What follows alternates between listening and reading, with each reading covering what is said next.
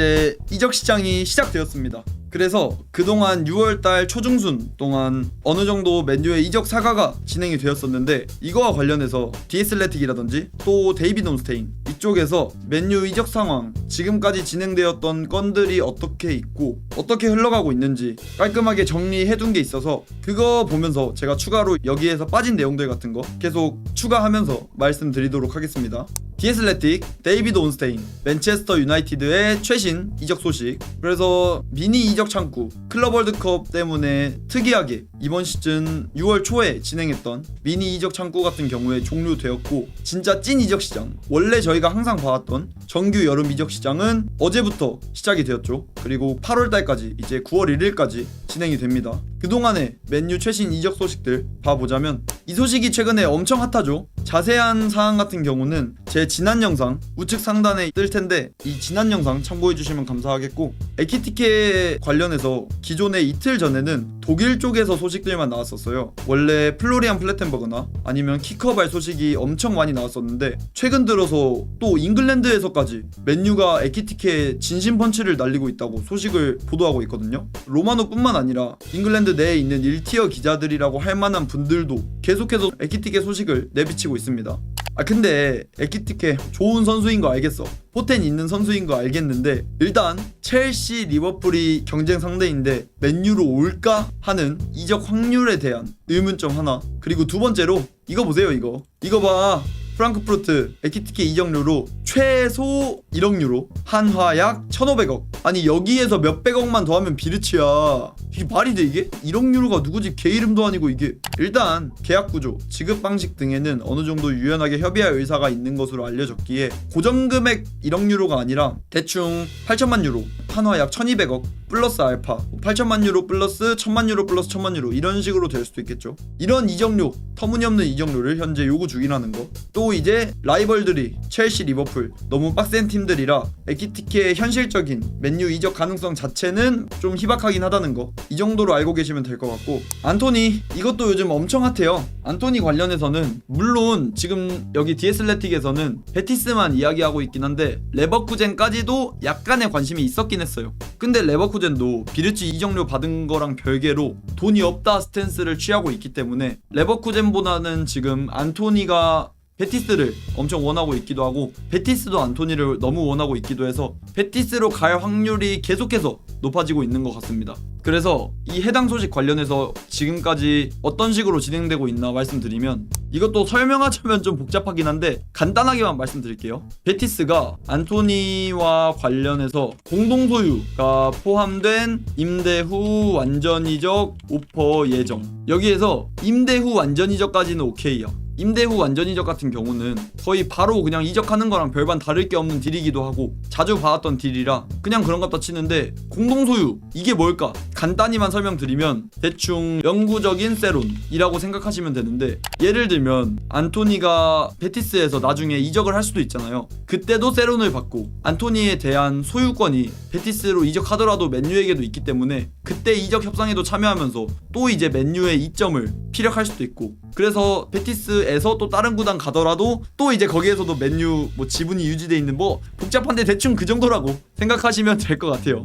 어쨌건 근데 이렇게 베티스가 진짜 쪼잔하다고 하긴 좀 그렇고, 어떻게든 안토니를 영입하고자 하면서 왜 이런 짜잘짜잘한 옵션들을 계속 붙이려고 하는가 보자면, 맨유에서 원하는 이적료는 한화 약 500억, 베티스에서 지출할 수 있는 금액은 한화 약 300억. 심지어 이거 300억 마저도 일시불 지출이 아닐 수도 있어요. 분할 지출이라던가 이런 게 될 수도 있는데, 이래서 200억의 간극이 있다 보니까 이런 이상한 옵션들을 포함하는 게 아닐까 싶긴 합니다. 현재까지 나온 소식들로는 이 정도라는 거. 버페티어즈 말로도 맨유 측에서도 어떻게든 안토니를 팔아야 되긴 하니까 해당 딜을 부정적이게는 안 보고 있는 것 같아요. 그래도 뭐 어쩔 수 없지, 이걸 팔아야 되나, 이 정도로 보고 있는 것 같아서 일단 안토니는 베티스랑 많이 가깝다는 거. 그리고 맨유 최근 일주일간의 이적 동향. 쿠냐 대충 6천만 파운드 정도의 오피셜, 맨유 오피셜 떴었고요. 맨유는 은베모 영입을 위해 협상 중. 이미 6월달 초에 4,500만 파운드 플러스 1,000만 파운드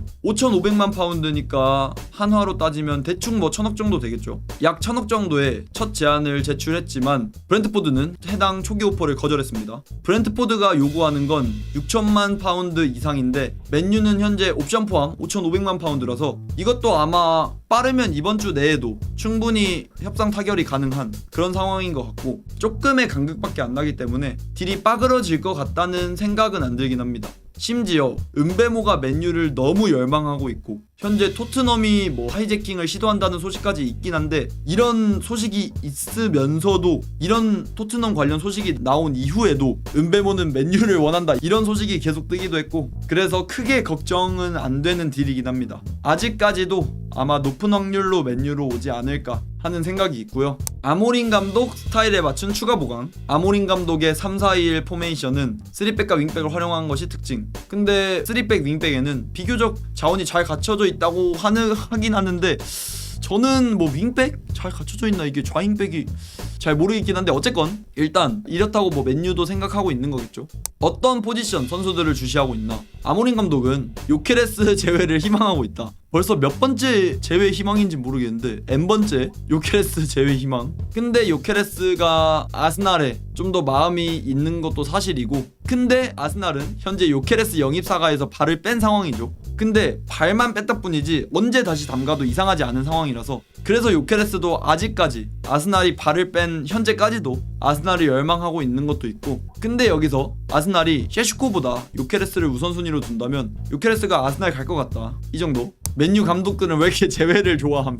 근데 이게 맨유 감독이 선수와의 제외를 좋아하는 게 아니라, 보통 어떤 클럽의 신임 감독들은 이전에 본인들 애제자를 데리고 오고 싶어 할 수밖에 없어. 당연히 본인 전술은 아마 팀을 옮기면서도 그대로 가져갈 텐데, 거기에 전술적으로 걸맞는 선수가 이전에 써봤던 선수들일 거니까 그건 뭐 아모림 테나흐 뿐만 아니라 당연한 거라 이건. 근데 테나흐가 좀 비정상적이기에 많이 긁어 모았던 것도 있죠. 그건 진짜 잘못된 거고. 어쨌건 쿠냐 이미 영입했고 은베모 영입도 추진 중인 상황에서 쿠냐 은베모 제외하면 이후에 추가 영입을 위해선 매각이 먼저 필요할 것으로 보입니다. 너무 많아요. 너무. 필수 매각 선수뿐만 아니라 매각 가능 대상자까지 하면 거의 10명이 넘는 것 같은 그런 상황이라, 레시포드, 안토니, 산초, 가르나초, 호일룬, 오나나, 맥과이어, 카세미루, 말라시아, 루크쇼, 바인드르. 입이 아파요. 입이 아파 그냥. 어쨌건 이런 선수 매각이 먼저 필요할 것으로 보입니다. 이적 가능성이 있는 선수, 아까 말씀드렸던 안토니, 그리고 안드레 오나나. 오나나도 잔류할 가능성이 매우 높아 보이긴 합니다. 맨유가 이 선수를 팔고자 하는 마음과 별개로 이 선수의 주급도 2억이 훌쩍 넘어가기 때문에 영입을 원하는 팀들도 없을 뿐더러 오나나가 맨유를 나가고 싶어하는 그런 의중도 전혀 없는 것 같기도 하고 해서, 일전에 한 2-3주 정도 전에 네오메스시라고 사우디에서 최근에 일부 리그 승격한 그런 팀이 있는데, 그 팀 찌라시 제외하고는 이적설이 전혀 없습니다. 그래서 오나나도 현재까지는 잔류할 가능성이 훨씬 높고요. 그렇기 때문에 오나나가 안 팔린다면 새로운 키퍼를 데려올 가능성이 매우 낮습니다. 오나나가 이적설이 뜨기 전까지는 새로운 키퍼들, 예를 들면 에밀실부터 시작해서 동생 밀코사, 그 빡빡이, 동코사 같은 그런 키퍼 링크도 재미로만 보시는 게 좋을 것 같아요. 오나나가 팔려야 애초에 그런 선수들을 데려오는 거라, 그런 링크는 그냥 저냥 이런 소식도 있구나 하고 재미로 넘기시는 게 좋을 것 같습니다. 인터밀란은 호일룬에 여전히 관심이 있으나 호일룬 본인은 다음 시즌에도 맨유에서 경쟁하길 원하고 있습니다. 일루나? 왜 그래? 우리 즐거웠잖아. 2년 봤으면 됐지. 장기 연애는 안 좋아. 2년 봤으면 됐지 뭐. 왜 경쟁을 왜? 이거 맥과이어병 걸렸나? 얘도 맥과이어처럼 증명하고 싶어서 맨유에서 경쟁하길 원하나? 이거 보니까 딱 제가 생각나는 게, 여러분 그거 기억나세요? 맥과이어가 2년 전인가? 웨스트햄에서 그래도 한 400억쯤 오퍼가 왔던 걸로 기억하는데, 근데 그때 맥과이어가 해당 오퍼 거절하고 나는 맨유에서 증명하겠다 하고 이제 맥과이어는 물론 증명을 완벽하게 하시긴 했습니다. 그 선수가 뭐 전술적으로 가져다주는 부하랑 별개로 그래도 1인분 정도는 해줬다고 생각하기 때문에 낭만도 챙겨주셨고, 그래서 맥과이어는 어느 정도 경쟁해서 증명을 했지만 호일루는 할 수 있겠어 너? 아니야, 왜 그래 진짜. 어? 왜 그래? 일단 인터밀란도 호일룬에게 그래도 꽤 관심이 있는 것 같긴 해요. 해당 소식도 질질 끌릴 그런 상황인 것 같아서 계속 지켜보면 될 것 같고, 이적시 가장 높은 이적료를 기대할 수 있는 선수는 가르나초, 그 다음은 마커스 레시포드로 보이며 라고 했지만, 가르나초가 그래도 팔릴 가능성이 꽤 있는 거에 반해서 레시포드는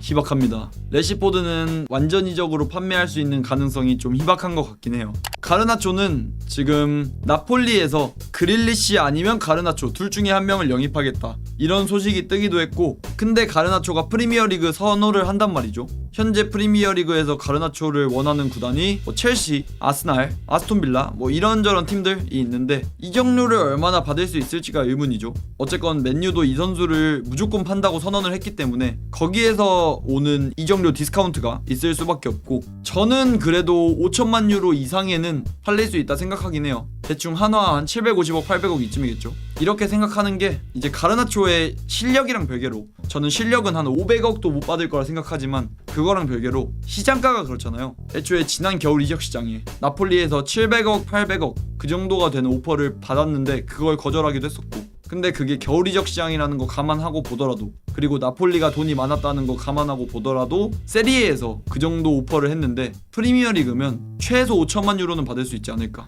그런 상황이고, 빌라는 재정이 저런데 어케삼. 저게 가르나초가 주급이 적어요. 이적료랑 별개로 주급이 완전 염가라. 주급 봤을 때 지금 9천만 원입니다. 9천만 원. 그래서 애초에 PSR 관련해서 재정 건전성 볼 때 고정 지출 관련해서 주급이 제일 많은 지출을 차지하는데, 레온 베일리가 완전 고주급자인데 걔 떨궈내고 가르나초를 대치자로 쓸 수도 있고.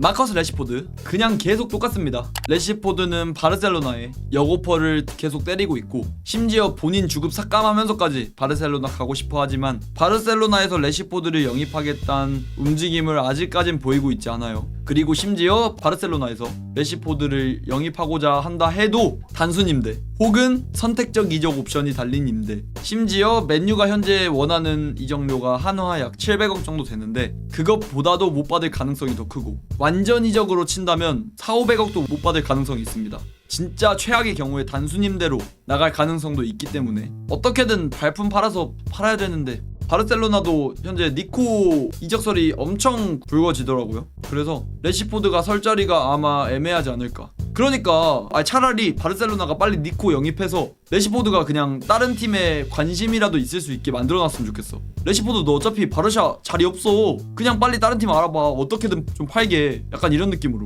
그냥 빨리 바르샤가 니코 영입했으면 하는 그런 바람이 있고요.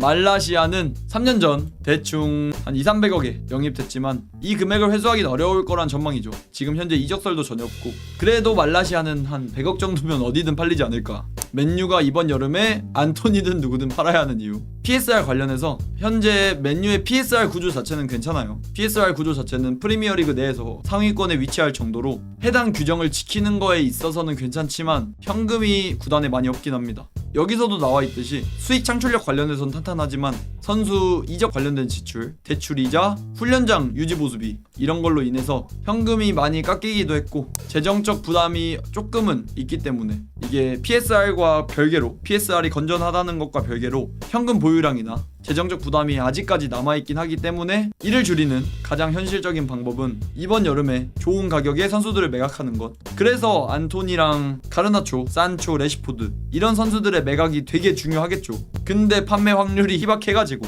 그게 문제긴 하지만 어쨌건 이런 소식들이 있었는데 관련해서 영입보다도 오히려 판매가 중요한 맨유의 상황인 것 같죠. 지금 산초도 다른 팀 찌라시들이 나오고 있긴 한데 찌라시일 뿐이고 확실한 소식, 구체적인 소식이 전혀 안 나오고 있어서 완전 이적 확률이 많이 희박하고, 레시포드도 똑같고 이 두 선수가 현재 제일 골칫덩어리인 것 같습니다. 두 선수 주급을 합치면 10억이기 때문에 이 두 선수의 매각이 제일 중요하지만 이적 소식이 전혀 안 뜨고 있다는 게 좀 암울한 상황인 것 같고요. 그래도 2달 반이나 이적 시장이 남아 있잖아요. 일단 보드진을 믿어봐야겠습니다. 어떻게든 딱 그 두 선수 안토니랑 가르나초는 판매가 어느 정도 될 수도 있다는 희망감이 있지만 레시 산초는 극악에 가까운 난이도를 가지고 있기 때문에 이 두 선수 어떻게든 판매되길 희망을 해봐야 될 것 같습니다.